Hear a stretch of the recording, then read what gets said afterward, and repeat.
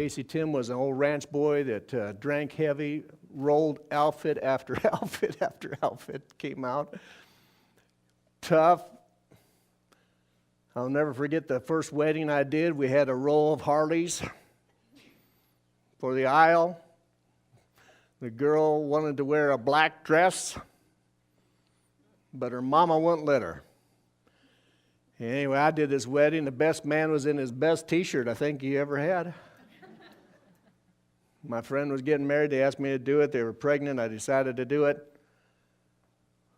And Casey Tim was there, this old ranch boy that I knew was just a fun-loving, rowdy boy. Almost everybody at that wedding was drunk before we started. And I preached the gospel. I just told them about Jesus. And Casey came up to me afterwards, just, hey, John, we grew up together. He goes, that's the best damn message I've ever heard.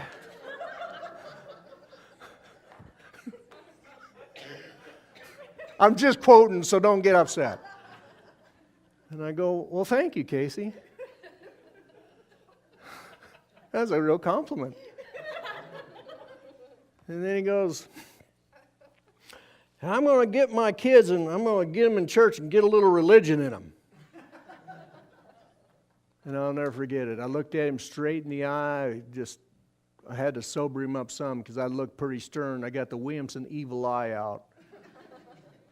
And I looked at him and said, Casey, if there's anything I'd do, it would not be that.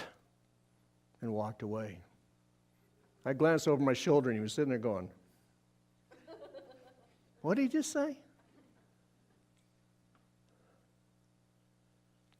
But when he got MS and he called me and he put a 30-06 to his neck, all his guns were hair-trigger guns because he filed them all down. He was a gun. That guy could tell you anything about guns you wanted to know. And his wife came in the room with him laying on the bed with a 30-06 pointed to his neck. He shook from the MS. And his wife just said, dear God, Casey, if you're going to do it, don't do it in front of me and the kids. And walked out of the room, and he said, my pa was in there. He said, when you shake like that, that's not good with my guns.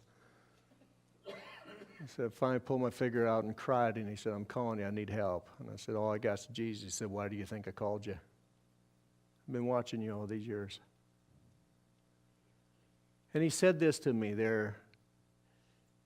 He said, I believe in God.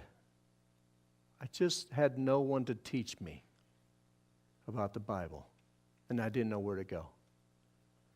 And I'll never forget, I sat there in his living room, and the Spirit of God came over me, just had my, and just said, do not go to a typical format here.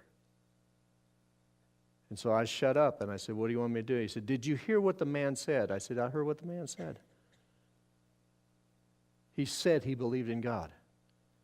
He said, then tell him what has already happened in his life. And I got to say to him, Casey, you're born again because that's what happens when you declare that you're born, you believe in God. What I'm trying to say is this. We have all these lists and we have all these rules and everything else, and God just says, if you give me just a little bit of faith, if you just give me a little bit of faith, if you just got a little bit of persuasion that I am God and that I am the rewarder, I will accept that. And I'll birth into you a brand new creation. And you'll forever be mine.